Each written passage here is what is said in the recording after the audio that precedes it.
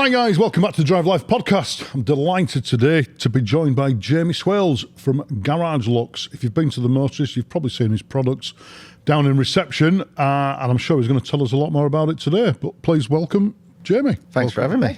Glad you could join us. I know your name's been bounded about for quite a few months now, getting you on as a guest. So, lots to chat about, I believe. Absolutely, yeah. Bit of a car history. Yeah, got a bit of a car history. Yeah. Go on. Well, let's take us back to day one. Let's start from the humble beginnings.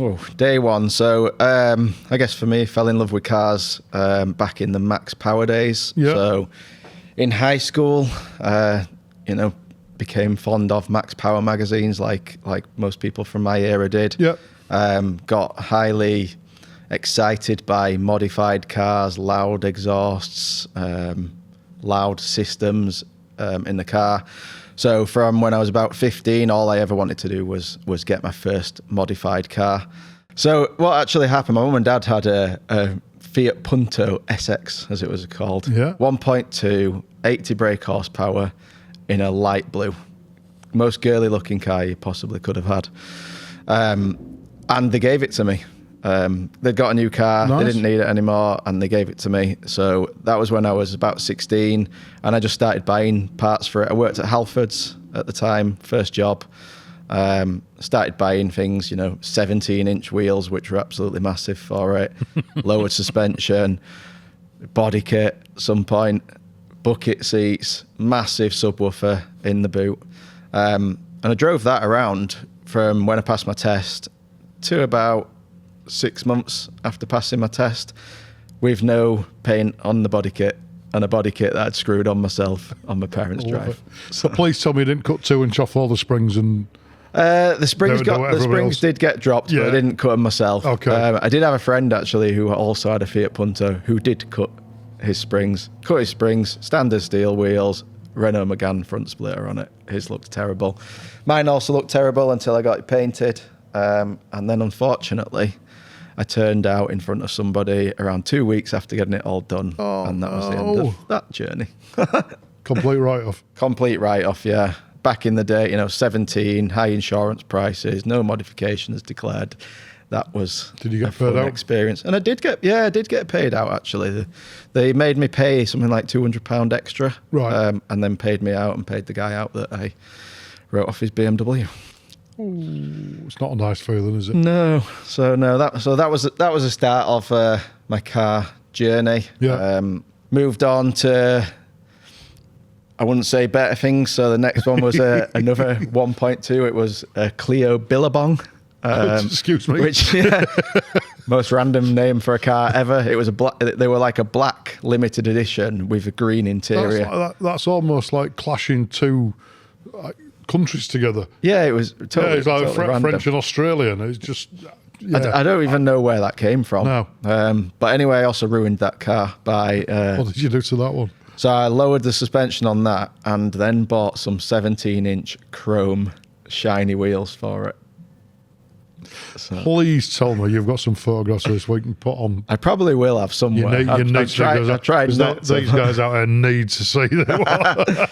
Yeah. Name and shame. That was probably the worst. At the time, I absolutely loved it. I thought it looked amazing. What is it? Because we've all been there. What is it about a 17, 18-year-old's mentality? It's like, I'm going to get a car and I'm going to completely ruin it. And you think it's amazing at the time, don't you? Then you look back in hindsight and why did I do that? What the hell did I do? Yeah, I don't know. I guess I wanted it to stand out. And having a black car with shiny wheels, like pimp my ride style. Certainly did that. Yeah. So that was an interesting one. So what did your parents think to these cars? I don't know really. I guess they just kind of got on with it. They were parked on their drive. Yeah. So I was living at home at the time. And, yeah. Did your dad not try to give you any guidance and go, look, son, we need to have a chat? Maybe he should have done. Maybe I need to have a word. And to be fair, that's kind of where the bad taste ended from a modifications point of view. Good. So I had that Clio, and I'd always wanted like a Clio 182. Yeah. So I had a 1.2, and I wanted the fast version. Yeah. So eventually, I did a quote on my insurance and found out it was going to be like £200 a year more. Right, okay. So I financed my first car and went and bought a brand new Clio 182, racing blue, white stripes down it. and did some tasteful mods on that one really. So got it put on coilovers, upgraded the wheels to those from the Clio Trophy. Not bright chrome. Not bright chrome, no. They were nice anthracite colour. And drove that around for ages. Yeah. So were you in the Clio Owners Club or anything? No? I was, yeah, at the time, yeah. So I used to spend probably my whole back in the life. day, I've probably been for a couple of ride outs with you. Because I used to go out with a guy local to the motorist, actually, a guy called James Watson. Right. And he had a few. I used to do a few trips with him out with a whole lot. Well, yeah, maybe. So yeah, I spent a lot of time on the Clio sport.net forum. Yeah. Talking about I don't know why, but I spent a lot of my life talking about cars on that, showing pictures of my cars. Yeah. Which then led to my next purchase, which was a special one. Cool. And one that I've regretted selling ever since the day.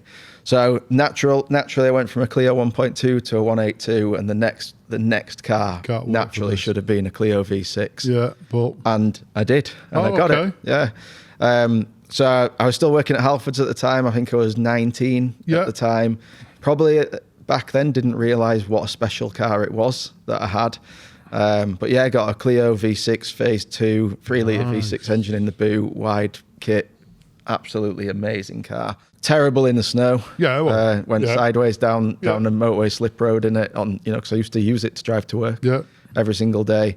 And that was just a phenomenal car. And yeah, I think at the time I didn't really appreciate how good it was. And I flogged that for... Do I want to know this? Probably not, no. So bear in mind now you can't pick one up for less than 40 grand. Sold it for 11.5 grand. And to this day, still regret it. Hindsight's a wonderful thing. Yeah. But, just one of them. If puts and maybes on it, it's terrible, isn't it? Yeah. It really is. And I sold that to get a two-seater Vauxhall VX220 in bright yellow, which was a phenomenal car. They're nice cars, but which would you prefer now? Oh, absolutely! Absolutely, no question, yeah. And I think I paid more for the VX than I did for the Clio at the time. That's even worse. They talk about a kick in the teeth. Yeah, but it was a great car. Looked cool, bright yellow, black wheels. So did you do many events? Did you do rides out, trips, static events? Yeah, more like I didn't. I used to go on the Clio Owners Club trips out. Yep. Did a few of them. Didn't really do much with the VX220. Didn't really do much with a Clio V6, to be honest. Just used to drive it. Like places like this where we are today just didn't exist. Yep. So most of my time, for those from around here, was spent at Pontefract Cruise and the race course. Cast Cruise at the race course. Yeah. Sunday nights in the car park. Yep. Watching people in like-minded people put chrome wheels on and lower and ruin theirs. All the people who had a bit more money driving like the Cosworths and doing donuts in the car park. So that's kind of where I spent my life as a kid. I think that was the beginning of a lot of car sort of culture getting a bad name, wasn't it? Oh, absolutely. Yeah. To get shut down every week. We're talking there. When did they start? Early 90s? Yeah, and then went right through the 90s, didn't they? Yeah, good times. So. Yeah. Oh, you think back to how many people got arrested. Anyway. Yeah, way too I've digressed. So you were still at Halfords at this point? So what were you doing? Was I still at Halfords? No, I think I'd moved on from Halfords. So what were you doing at Halfords? So I used to be a mountain bike rider, as well as it being into my cars. So I worked in the bike section. Okay. It was started as a Saturday job. Then I left, decided to quit school and sixth form, and ended up working there full time. I think I was earning £4.60 an hour or something like that, and every bit of money went onto my car. Yeah, no, I get paid that. the insurance. So you Leeds born and bred, are you? Leeds born and bred, So which Halfords were you at? The one near Seacroft. Yep. Yeah. Next to Asda. Yeah, that's Yes. Spent many years. There's some sites in there of it. Definitely. I think it's got worse over time. Has it? Well. I haven't been for a long time. But I remember going in there to buy a battery and I was glad to get out of there. Anyway. Absolutely. Moving on. So did that, and then I ended up getting a job working in a call centre. Okay. for a car insurance company, and Right. spent a long time In Leeds. doing that in Leeds. Yeah, well, Yeah. It was for Direct Line. Oh, yeah. in the Big day, office there, isn't it? Yeah. Spent a lot of time doing that, and all along, all my money ever used to go into cars, upgrading the cars, spending more money on the cars. Yeah. And yeah, so eventually, I think my next couple of cars, I had a couple of Audi S3s, bright orange one at one point, 360 horsepower, As crazy you do. thing. Yeah. Yeah. Then got a brand new white one, and then I ended up working for Volkswagen in their customer service contact centre. All right. So I used to get like a car scheme. Yeah. So I got a brand new car every 6 months. So I had a Yes, few different Seats and Audis and stuff. So whereabouts is that in Leeds? It was in Leeds, yeah. It was, do you know near Arla? Sturton. Yeah, in Sturton. Yeah, there was just some offices. Right. there. Okay. Well, I never knew that existed. So, So yeah, I ran the Seat customer service team there, and then the Volkswagen commercial customer service team for a period of time. I know you mentioned earlier about moving on to completely different work. Yeah. Was that the next step work-wise then, or not? Was that No, so the next step, I stayed in the corporate world until about 4 years ago. So kind of started in call centres, worked my way up into team leader positions, ops managers, and then ended up being a senior ops manager. My last corporate role was for a debt advice charity where I was responsible for over 200 members of staff. So I had ops managers working for me, team leaders, and then the frontline staff. So a big job. So all I can hear in all that lot is the one word: stress. Stress. Oh, absolutely, yeah. I mean, stressful, very stressful environment. Lots of demand from people, be it above, below. Yeah, I can imagine it coming from all angles. Every single angle. And when you're in the position that you're responsible, You're for sort of the several meeting point in the middle from everything coming in, and then causes a lot of stress. Yeah. And as I said, kind of fallen into that from when I was 17 up to 4 years ago. Well, less than 4 years ago. So what was the catalyst to get out? Mental health. Yeah. Not afraid to say it. I had a bit of a breakdown with my mental health while I was working there. I think the stress had built up over time. And one day I opened my laptop and I just couldn't do it. I just couldn't. It couldn't. Like I read an email and I just couldn't do it. I think I speak for a lot of people out there. I think a lot of us have suffered with it, one way, shape or form, and it's a massive thing. Yeah. And I don't think people talk about it enough. No, I agree. And yeah, I mean, I'm glad you found that drive just to say, nah, I've had enough. Yeah. I've done it, not too long ago. I've had a complete change of direction, lifestyle, everything. And I feel so much better for it. Yeah. And I'm sure you do. Yeah, absolutely. Yeah. I mean, there's days where it's still not great, but there's but the change in career, I think, was absolutely what was needed. In a weird way, and we'll talk about my new business, but the less responsibility because I didn't have all those people that I was responsible for. That takes a massive weight off your shoulder because every day you're trying to do everything to please all these people, and it's very hard. Some things I do in my day-to-day life now, I'm sure some people will find stressful.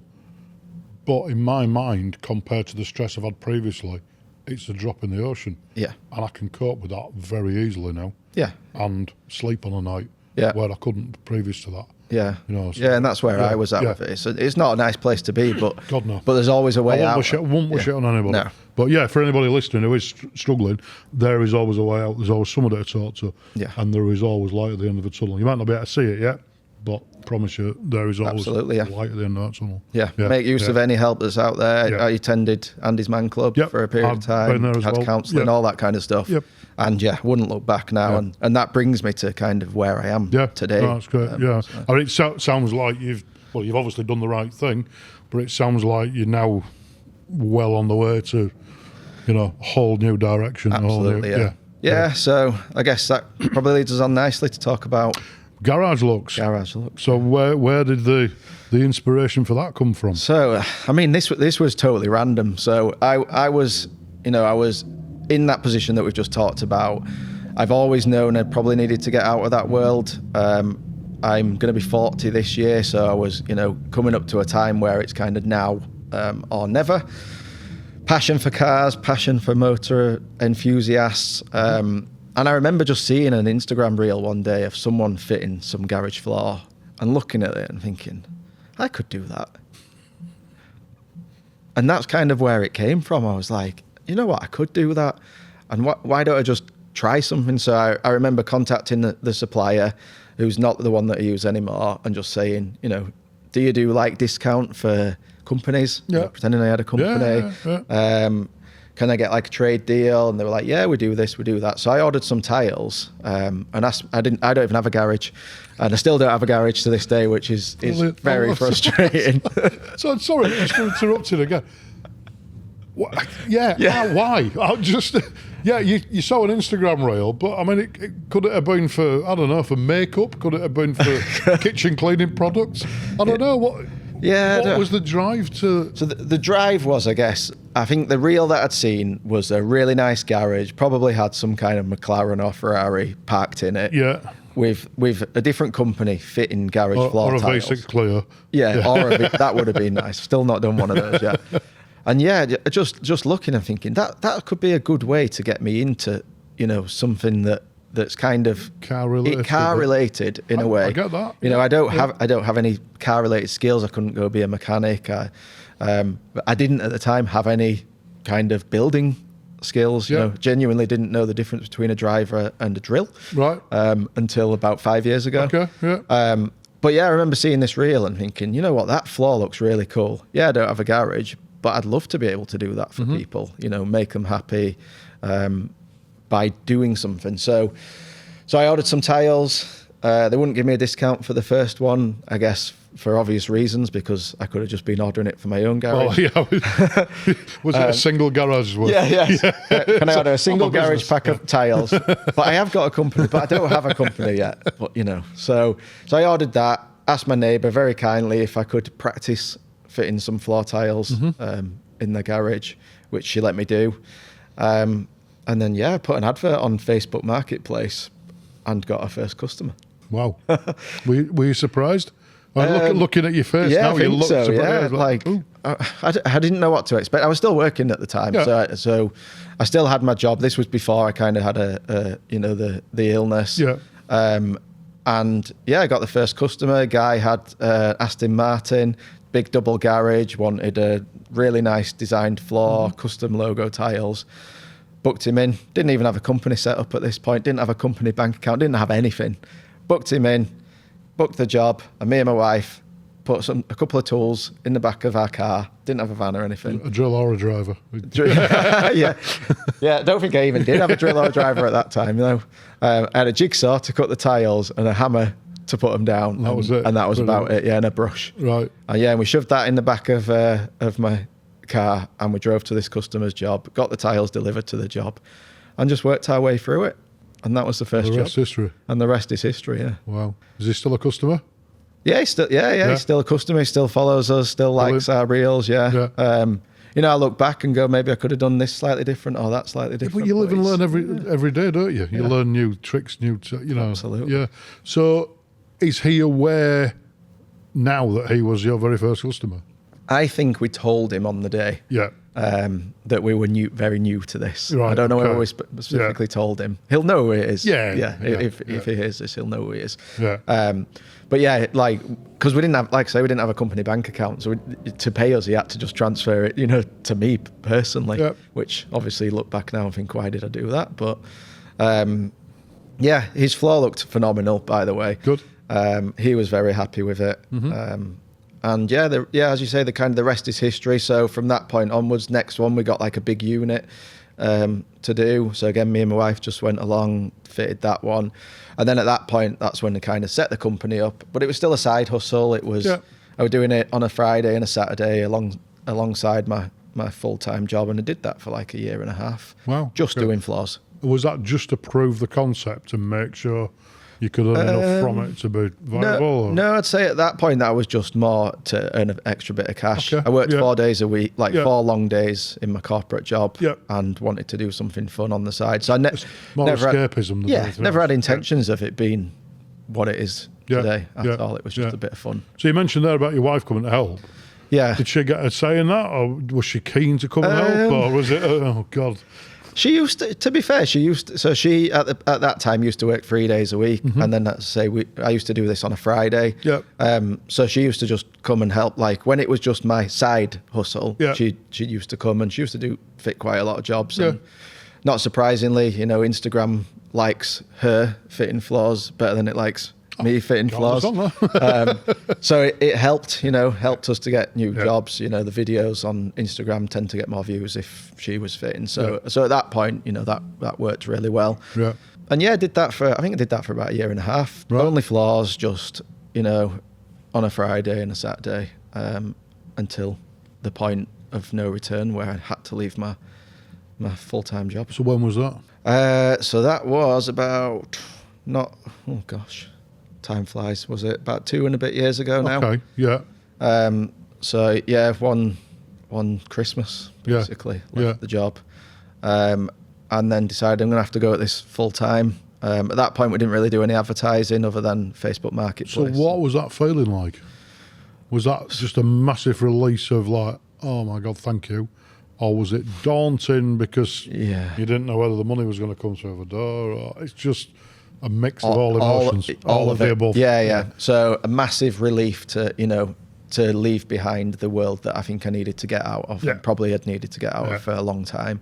But then, very daunting. And how long did it take you to realise how much better you felt from Lee? Was it quite a short period when you said, I'm glad I've done this? Probably. I reckon less than 2 months. Right. Yeah. So it took a bit of time because from an advertising point of view, I'd not done any paid adverts, so we just kind of relying on a bit of word of mouth and enough to get me one job a week basically. Yeah. But I needed to get to a point of getting like 3 or 4. Yeah. So that period was a bit scary. We had a bit of money, at the time to kind of get me by. Now I wouldn't change it for the world. It's the best thing I ever did. I'm presuming it's very, very satisfying standing back, taking a bare, crumble down shed, and then finishing it and standing back and going, wow, that looks. It is amazing. The feel, like from both my point of view and from the customers. So in old world, being a senior manager, you don't really get to see how happy people can be at the end of the road, but to be stood there after having finished a job and seeing somebody's face, at what you've done is the best feeling. It is, yeah. I'm a driving instructor, and we take people who've never been in a car before. Some of them absolutely petrified, shaking the first time they get behind the wheel. So then, 6 months later, them passing the driving test, to see that joy on the face, there's nothing to beat it. No. It really is. It's phenomenal. It is amazing. Yeah. And then when they leave you a review, and I'm sure you get the same, like if you get a 5-star review, it's like amazing. Yeah. When I get somebody with a 0 fault pass, that's like your equivalent. And then the examiner turns around and congratulates you. You're like, I've done a good job. I'll take that one. Yeah, that's especially when it's been hard work getting them through. But but it's worth it. Nothing's easy in life. No. You put the work in and you get the result at the end of it, don't you? And seeing some of the the jobs you've done, I know they're absolutely phenomenal. A quick note: if you're looking for something to do this weekend, head to carevents.com and discover car events near you. Before we get to the good stuff, what's the worst job you've done? You must have had a nightmare, or without dropping yourself in it with a customer. So I get a lot. To be honest, most of the customers are really good. Yes. Like we get, they're all like-minded people, similar to me and you. Yeah. The people who genuinely want a nice-looking place. Yeah. So I've never had any like really bad customers, but I've had some frustrating jobs that I've turned up to. And the one that springs to mind, and I feel bad for saying it because I felt a bit sorry for the guy, but one of the things that we always set out is we need your garage to be empty. We can't fit a floor if there's stuff all over it. And this guy, I think he was in his 80s. He had a couple of old classic Rolls Royce that he absolutely loved in his garage. And usual, we'll be here at this time. Garage needs to be clear, blah, blah, blah. And I turned up to his garage and he opened the door. And I'm not joking, it was a double garage, and you could probably there was one car parked in it and the rest of it was full with, stuff that he'd probably kept from when he was like 15 years old up to that point. And I looked in and I thought, I can't, I can't, what do I say? I can't turn around, because this was one of the points where it was like I was only doing it on a Friday. I only had that day to do it. And I needed the money for it. And I looked and I thought, and the guy, he probably couldn't even drive his cars, he wasn't in a good way particularly. So I looked and I thought, what, I'm just going to do this, just be the nice guy and help him out. Hopefully he'll just leave me to it, and I'll empty the garage, fit the floor and put everything back in. And it wasn't like that. No word of a lie, there was a door coming in from his house, and he sat on the step. I'm just going to say. Smoking all day. Oh, no. Watched me move every single thing out. Watched me fit the floor, and then told me exactly where he wanted every single thing putting back, because he wanted it all putting back exactly where it was. So I think the floor took me maybe like 2.5 hours to fit. Emptying his garage and putting it all back together was probably like 7 or 8. I was there like a long time. The guy was lovely, and I had to help him out. I get it. But it was like... Please tell me he didn't give you a review at all, did he? No, of course not. But they tend to be the worst ones, when you turn up and it's full, because it makes everything hard, especially now that we do like... You're not just doing the job, you're doing an extra job, Of course, Especially like one of the things that I do now is spray people's garages. And if you've ever used a paint sprayer, it just goes everywhere. I've been on site when they've been using them, and it's so if you get out of the way. Somebody's garage is full, and your morning is meant to be masking and spraying. Everything's covered. Yeah, you lose a day basically on it. Or you tell them everything's going to be covered in paint. So would you like all your stuff white? So they tend to be the worst ones. So speaking of which, what's the maddest colour you've done somebody's garage? I haven't painted anything that crazy. Right. I fitted a floor in a garage where somebody had the walls painted like this bright yellow colour. Okay. It actually looked quite cool, I thought. Apart from in summer when it's full of flies. But then probably the maddest cult, like from a flooring point of view, did a big garage, was it this year or last year?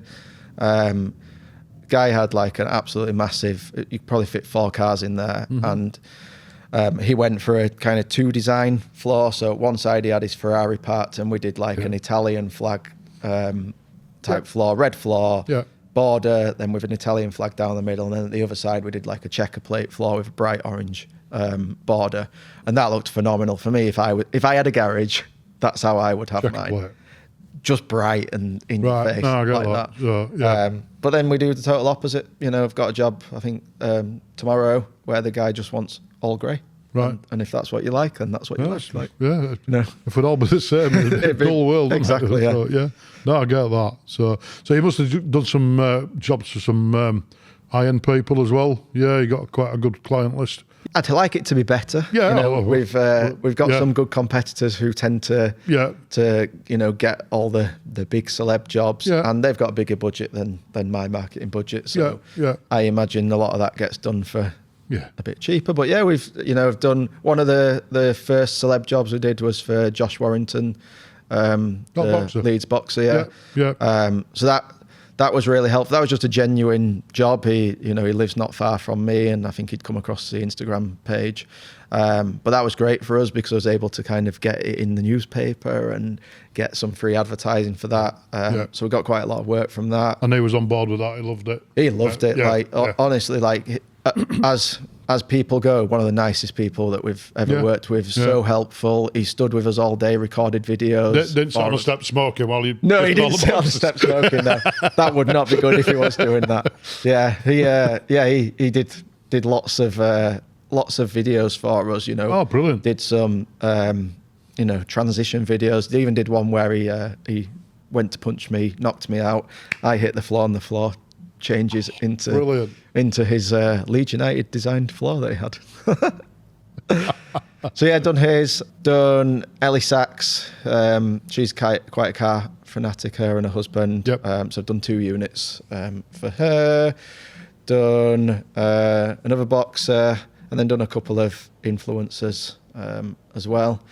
And then like high-end clients, we did a client who frustratingly, I'm not allowed to like share the details or share any pictures of the garage. It's what you get from the big jobs, though, isn't it? Unfortunately, but let's say they own a lot of petrol stations. Yeah. And they're from Blackburn.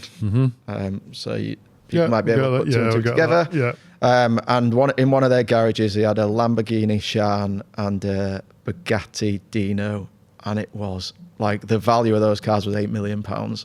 And the garage was phenomenal. Had like LED lights all built in the walls. Went for like a blue and black flooring design. Phenomenal. Yeah, it was very nice cars. Yeah, wow. So yeah, do something like that. You say, it's a shame. You've got that, probably the the pinnacle of your work, and you can't. And I can't even share it. I could tell everybody all about it, but without proof. Yeah. Did it ever happen? I do have a picture, and I can show you it, but I just can't put it on any social media. No. It's a shame like that, but that's what clients are paying for. That's what exactly. Yeah. So you've done quite a few Supercar UK and Driver Life members as well. Yeah. So so members get a discount from our flooring services for that. So we've done a few. I guess my favourite one that springs to mind is a guy called James, who I imagine most people will know in the club. So I've done 2 garages for him, actually. He used to have a tiny little garage, which was more like the size of a shed. And then he moved house, and we kind of created his dream garage. So I call his garage the F1 style garage. So he's got... So we did kind of a bit of everything in that: flooring, put a ceiling in, loft ladders, boarded above, lights, and then built we used bunker storage, so we built kind of like a surround all the way around his garage. Out of the storage system, which to me then creates this like F1 similar feel. to sort of Matt Armstrong's workshop. Yeah. So you've got kind of stuff going all the way around. So his garage is phenomenal. And then I believe the one I just talked about with the Ferrari and Lamborghini is an SCUK member, and then there's a few others that we've done as well. Some phenomenal garages, really. I say it's just a shame you can't share them, isn't it? I'm sure you'll find a few pictures we can put on and give people an idea. But it's there's lots on the web. Like there's lots on the website. The ones that we can share, you can go in and have a look. So seeing all those cars in people's garages, then, what's your ultimate car? What are you?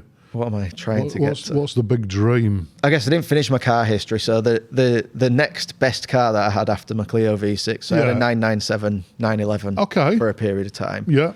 911s is my thing. Is it? Porsches is my thing.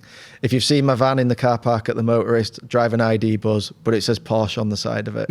Everything is just Porsche. So for me, if the sensible next goal would be like a 911 Turbo.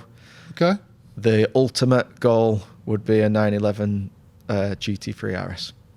So that, yeah. But it would be a Porsche. I love Lamborghinis. I love McLarens, but the dream is See, I do like Porsche. I've had Porsche. I find 911s too good. too easy to drive, maybe. There's no drama to them. I like a car that fights you, and I want a feeling from it. And yes, 911 gives you feeling, but they're almost too good at what they do. I suppose I've not experienced, because I had a 997 and it was a manual. It was a proper driver's car. Rear wheel drive, like back end used to go all the time on it. So that probably felt different to a new one. But I just love them. I don't know what it is. I can't explain. I've just done my office at home, and I've just put all Porsche artwork up in there. I'm just obsessed. So that's the ultimate dream. Have you been across here to see Nick? So I met Nick at the Drive Live opening day. So I chatted to him. But I don't have a car, unfortunately, at the moment that he can look after. He won't touch my current car. He'll sell you one. Probably. Yeah, his new car is like my dream car. It's a nice bit of kit, isn't Very it? nice. Yeah. So I don't know why I've bought it, but I had to. Of course That's where I hope to get to one day, where I just, similar story, say to my wife, "Oh, come have a look at this." Oops. I've just saw this on the way home from work. I thought I'd buy it. That would be the dream, So that's the dream car. So I can't believe I'm actually going to ask you this. Oh, sorry, guys. What's your current drive? Well, I'll kind of explain how I got to. You mentioned your work. Let's talk about your work drive. My work drive. I get that. So my work drive is an ID Buzz electric van, which I think looks phenomenal. I think it's one of the best looking vans on the road. But I genuinely got it because it was the cheapest van at the time to lease. That was the first electric vehicle I'd ever owned. And it costs me, no word of a lie, about £4 to do 220 miles in it. So from a business point of view, It's a no-brainer. sense. It cost me £220 a month to lease it. It pays, like, I save money leasing that van versus what I paid for fuel on my old caddy van that I used to have. I get that. So that got me, that That's got me your into electric sort of dipping your toe in. Dipping the toe in, And what did we think when we dipped the toe in? So when I dip the toe in, like I've always said, and it still hurts inside. I always said I will never ever own an electric car, and I had that van for a year, and I still said I would never ever own an electric car. And then I got an electric car a couple of weeks ago, but it's an electric car with a difference. Go on, tell them. So when Hyundai decided to bring out the Hyundai Ioniq 5N. I just fell in love with it. I fell in love with the look of it, and then I fell in love with what it is. So I don't know. Do you know much about them? Have you heard? I am aware of them. As much as you want to be. Yeah, I get what they are and what they do. Go on. I'll let you sell it and say how many of these guys. So it'd be interesting to see the comments after this. Yeah. So I would say I've probably got the best car you could get for 60 grand. And, I know there's stuff out there, RS3s, that kind of stuff, that's that kind of money. But the Hyundai Ioniq 5 is just a phenomenal electric car. It's got 650 horsepower, does 0 to 60 in 3.4 seconds. It's got drift mode. It's got simulated gear shifting. It's got noises. It burbles. Why? I don't know why, but it's amazing. Because it's trying to be something it's not. Yeah, that is what it is. That is what it is. Yeah. Yeah, because they're trying to make it appeal to people with like me, petrol heads. Yeah. And I sort of, I get it, but don't try to pretend it's, this is what I don't get with them. It's same as, an electric car. They put different wheels on them. Yeah. And they have to make them look different. Why? Yeah. It's a car. Yeah, Just make it look like a car. Yeah, and I'd say this one looks like a car. Yeah. But it's got massive wheels, massive front brakes on it. Just not got an exhaust sticking out the back of it. Just got a speaker that plays simulated noise. And as much as people hate that, it does it outside as well. It plays it inside and outside. So I can't believe I'm going to say this. I was going to say a friend of mine, but somebody who was a friend of mine has just bought the new electric car Bath. Okay, yeah. And I went to his house yesterday, and he said, "Oh, listen," he was so excited.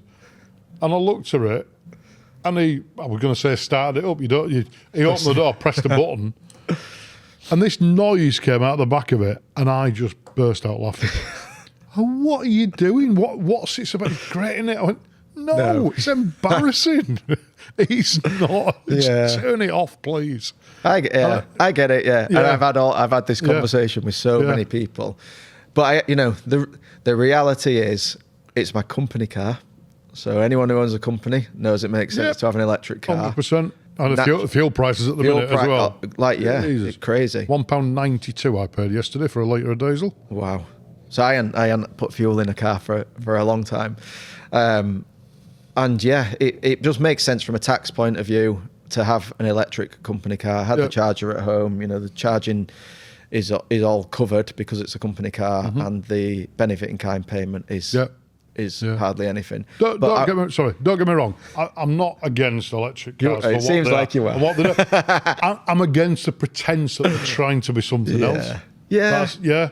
I think I need to take you out for a drive in it. I'll be honest with you. I drove a Polestar when Polestar were at the Motorist, and I was massively impressed with it. Great thing, really comfy, handled well, superb. But they're still. I get why they'd be boring. So what you have to feel in the Ioniq 5 is the simulated gear changes. And I know they're fake and I know they're not doing anything, Okay. but it's no different than to driving. Like, it's got paddle shifts. It's no different to driving.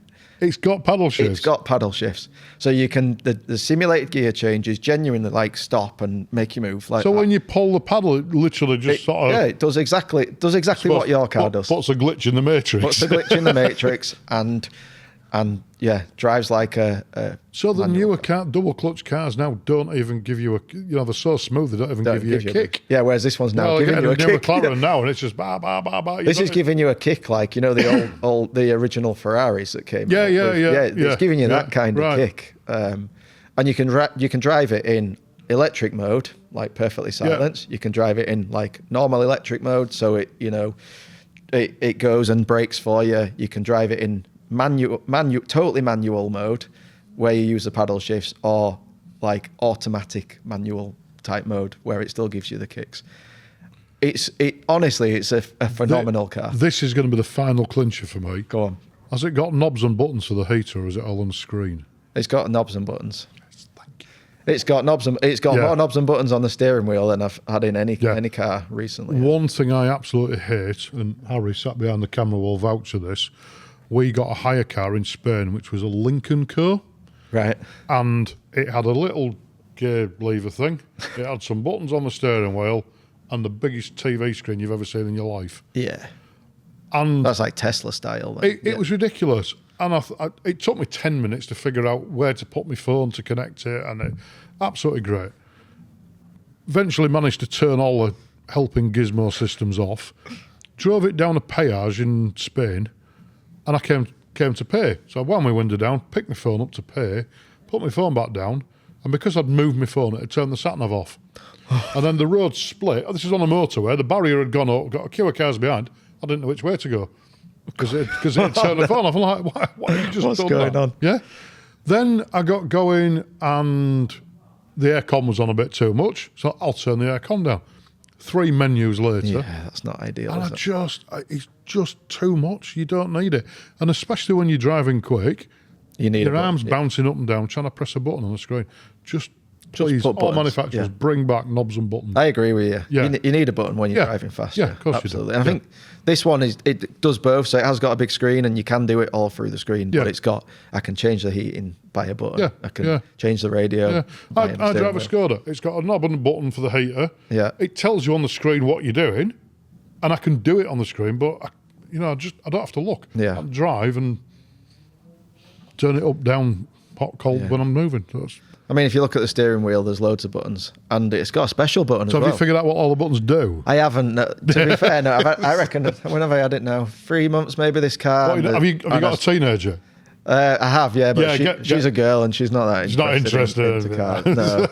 But yeah, so go on, what's the special button? There's a special button, and it's a red button on the steering wheel, and when you press that, it gives you an extra 50 brake horsepower. It's like an overtaking button. Yeah.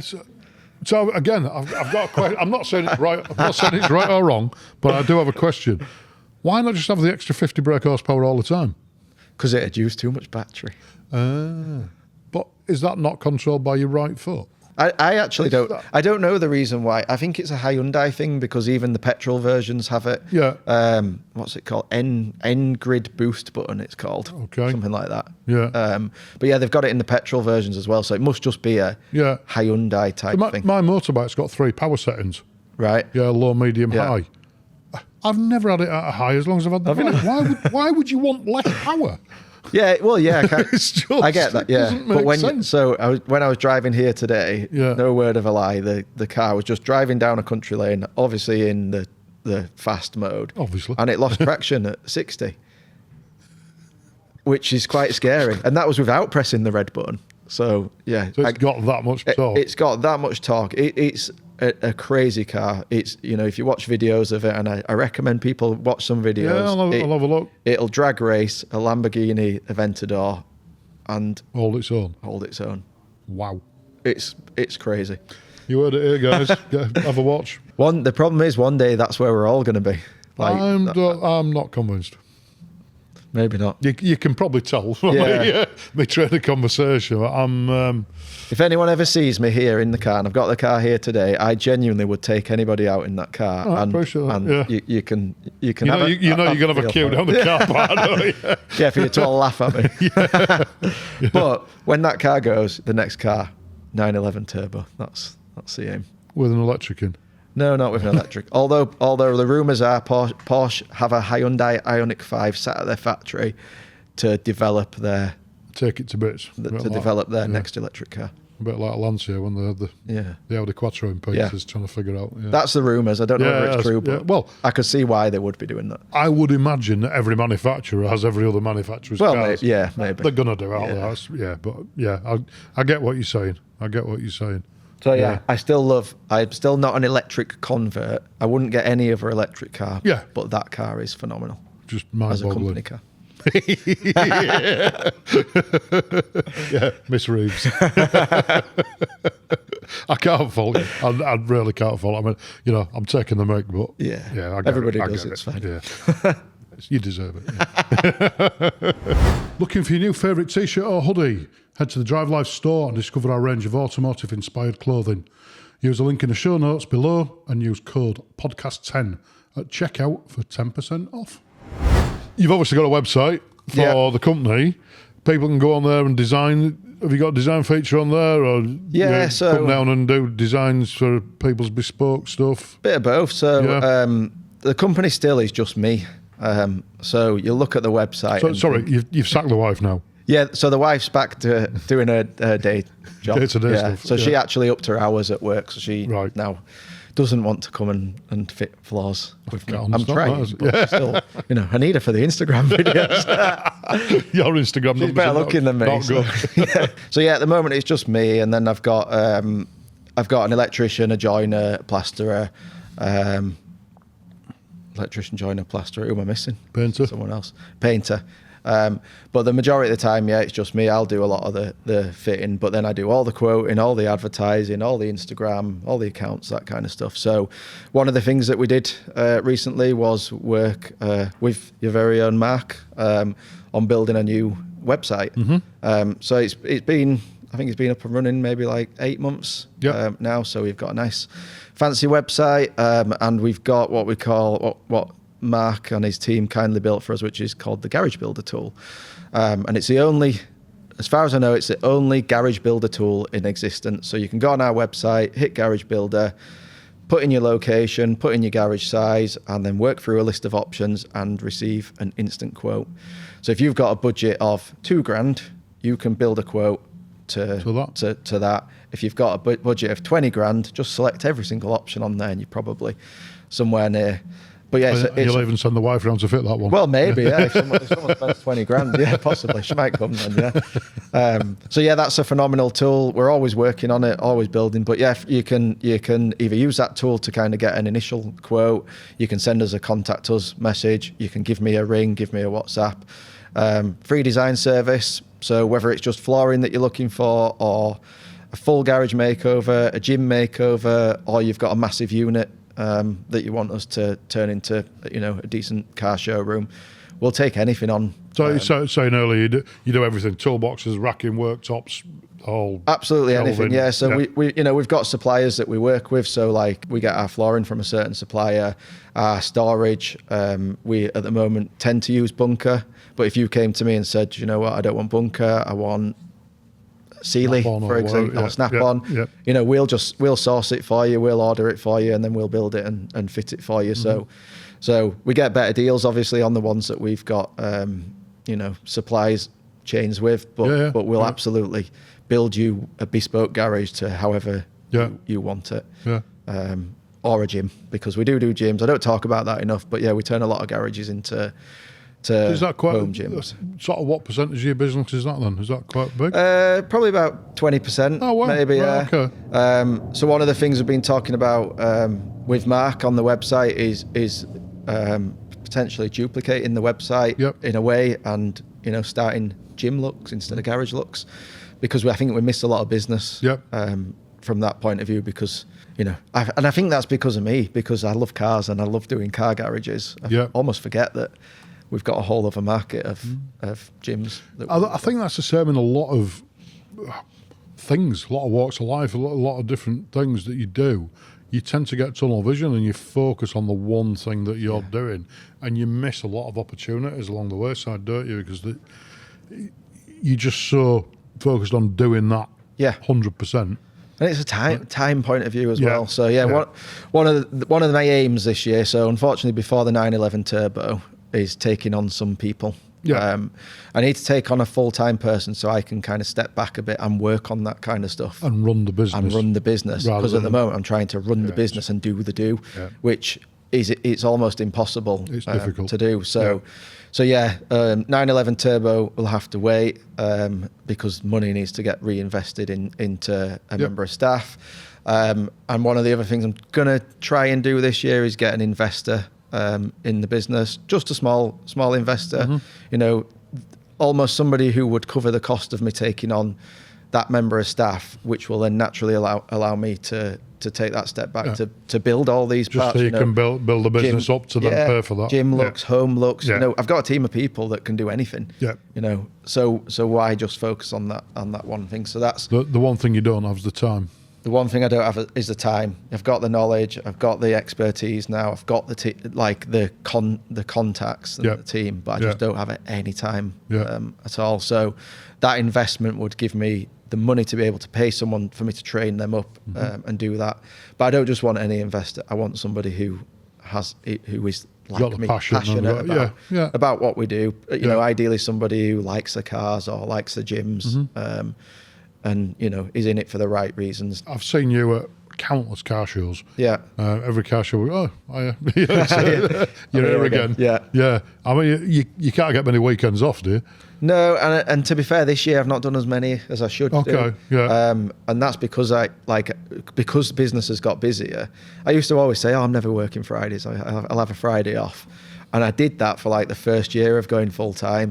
And now it's like, I'm not working Sundays. Or sometimes, most of the time I am working. I'm going on holiday next week. I'll end up working all through the holiday because I tend to work 7 days a week, but then I'll have, I'll take the days off I want to take off. I'm figuring, you work hard, you play hard. Exactly. What else would I be doing on that day? I'd find something to do, but I might as well be working, earn the money, and then. And you'll know it's probably the same for you. Is it like in a way it don't ever feel like work because it's for me. Some days it's like, it's a bit of a chore, but I mean, it's the same in any walk of life. You get some good, some bad, but most days it's like, great, it's going to be. We'll have a lot today. So especially when the weather's nice as well. Got the sunroof open, the windows down. It's great. Like today. Beautiful day outside, and I'm stuck in here doing this. I know.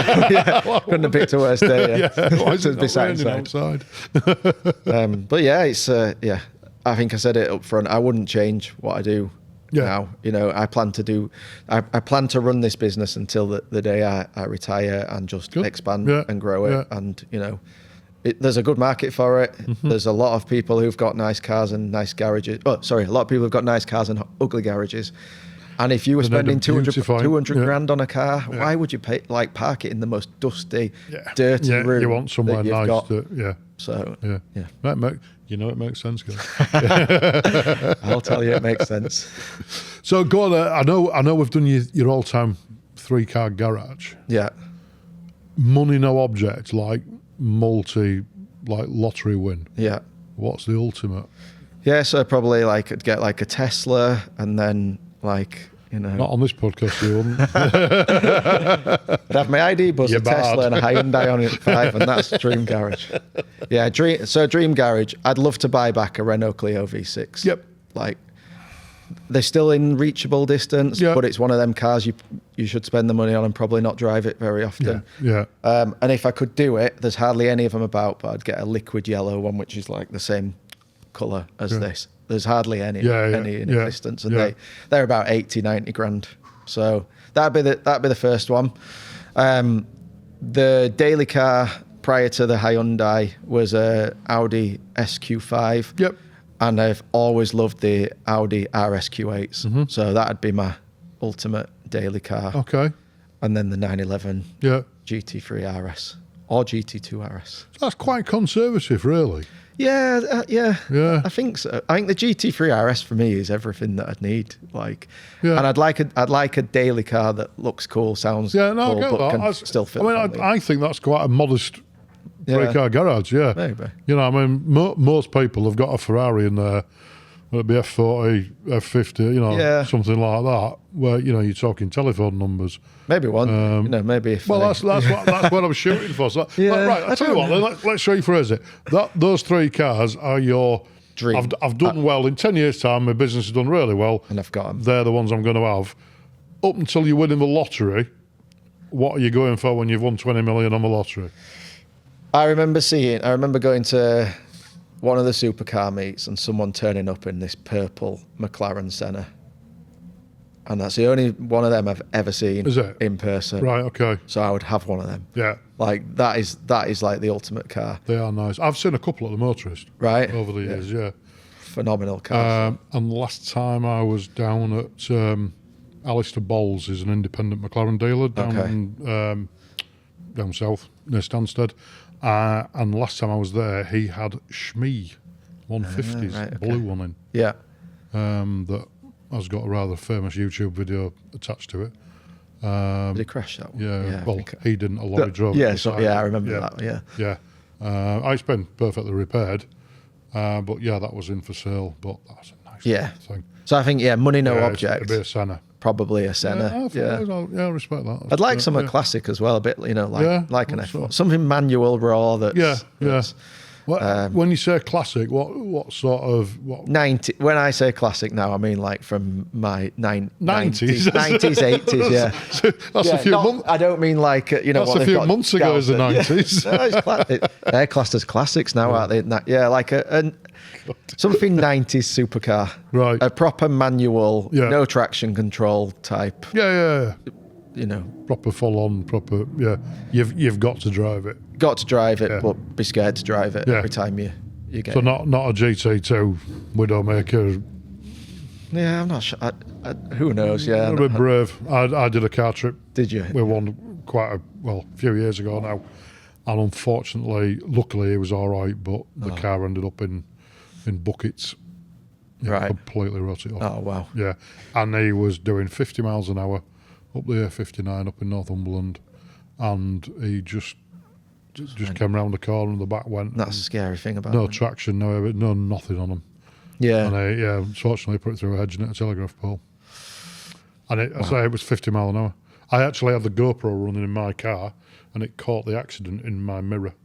And he sent it to the insurance company that had my speedo on so he could see how fast he was going. But it was absolutely scary. Absolutely gutted for him, but you've got to be brave to drive one of those, especially in those conditions. And that's why I think that's why I'd say like something like a Senna, because I think if I'd won the lottery and I could afford to, you'd just run that all the time. But something like that, as a daily. Why not? Yeah. Just turn up to quote some people's jobs. Down the shop. Yeah. Yeah. But like something classic that's a bit dangerous, 90s like that. classic. A 90s classic, not like a 70s classic, a 90s classic. So I think a classic. I mean, I'm going back a few podcasts when we had Alec on, and he's got a classic MG TC. I mean, that's 1940s, 30s, 40s, or it's old. Yeah, that's what I'm thinking as classics. Was that? Yeah, I'm probably thinking like I did. At one point, I had a Nissan Silvia S12. It's a rare thing, isn't it? I mean, I don't know how much time we've got, but there's a bit of a story to this one. So my dad's friend had it from brand new, and he had it in his garage, and he lived around the corner from me. It was like a bronzy red colour with brown interior, manual. So he's selling it. 1.8 turbo, and this guy had it. My dad's friend had it in his garage for since it was brand new. So it was an 84 maybe. Sounds right. And my dad said, my friend's got this old car in his garage and he's thinking of scrapping it. And I was like, all right. He's like, he was chatting to me about it. I was like, what is it? And he said, it's like this Nissan thing. I said, get him to send me a picture of it. It seemed a shame. He's like, he's MOT'd it every year since he's had it in his garage. I was like, what? I wonder what it is. And he sent me a picture. I had no idea what it was. Because if you've seen the S12, they're like square. They're not the nicest car. People turn them into drift cars. So he's like, yeah, he's going to scrap it. Do you want it? And I was like, well, how much does he want for it? And he's like, well, he's going to get 250 quid from the scrap guy for it. I was like, oh, tell him to bring it round and I'll have a look at it. Yeah. And he bought it round. But it ran? It ran. It had been parked in his garage, genuinely, for like all these years. Right. It ran. It was MOT'd. Had brand new tyres. MOT'd it? It MOT'd it every single year from 1984 up to that point. And he was just like, I just don't want it anymore. It's using space in my garage. I'll scrap it. So I was like, yeah, get him to bring it round. I thought it hadn't turned a wheel for all these years. Right. He used to drive it to the MOT station and back every year, and that was all he did. It. So it done like no mileage in all these years. And yeah, he bought it round, had a look at it. Had a tiny bit of rust on it, but not a lot. Drove perfectly. Manual gearbox, 1.8 turbo. So I was like, oh yeah, I'll have that. So I give him 250 quid for it. Parked it on my drive for ages. Bear in mind it had been in the garage for years, and then it starts rusting. Like I only had it probably a year, and I was like, this is too good to be left on my drive. So I sold it for 6.5 grand, which was cheap for that. But bear in mind I paid 250 quid off my dad's mate for it. It was a nice little win. Earner. But I wish I'd not sold that as well, yeah, because that's just going to go up and up in value. It's off the road. It's not being MOT'd. Some guy's got that stored in a barn somewhere. Yeah. Which is a shame. It says everything happens for a reason in my mentality. Needed the money to go to America, and we never actually went to America and lost the money. It was one of them. Paid your electric bill with it, charging your car up. So yeah, that was an interesting car that I forgot to talk about. Yeah. So is there any more you've missed out? Is that it? Yeah, there's probably. I mean, a few little spatterings there'll be in there, bits in between, but they're Clio They're V6, the key ones, VX220, that S12, and my amazing Hyundai Ioniq 5N. I'll reserve judgment. I'll come back to you guys later. Take you out after this. Another podcast. All right, I'll take you up on that. Yeah. Yeah. If I come back 3 stones light, I'll be a believer. Absolutely. No, I will take you up on that. We'll have a ride out at some point, and So, yeah. Well, it's been great chatting, mate. Thanks ever so much for coming in. Where can people get hold of you on your socials? So socials, if you just search GarageLux, which is the word garage and then LUX. So I'm on Instagram mainly. Got a TikTok page. Got a Facebook page, but you'll see most of our work on Instagram, really. We've got the website, www.garagelux.co.uk. Give me a ring, give me a WhatsApp. You're always at the Motorist. Or find me at the Motorist. You have got a display stand there downstairs as well, haven't you, if people want to have a quick look at your product? Yeah. So the Motorist, so the business is actually registered at the Motorist. This is where we're officially based. So yeah, there's a as you walk in the door, they very kindly let me have a tile stand there, and then occasionally they put some very nice cars on a show floor. So at the moment, it's got Adam Marshall's racing car. So I think you did a podcast with Adam. He did do a podcast with us, yeah. Adam happens to be my new next door neighbour. Okay. So we're sponsoring him this year for his racing season. So at the moment there's a show floor in the Motorist under his car. Yeah. So you can see that there. Speak to SC UK members with garages we've done. Look for us on Google, that kind of stuff. Yeah. All over. Well, again, thanks so much for coming in, Jamie. It's been great chatting. Thanks for having me. And yeah, I'll report back on this Ioniq. Wish me luck, guys. Thanks ever so much for listening, and we'll see you next time. Thank you very much. Bye-bye. Quick thank you to the Motorist for hosting us as always. To find their calendar of car meets, events and quizzes, head to the link in the show notes below.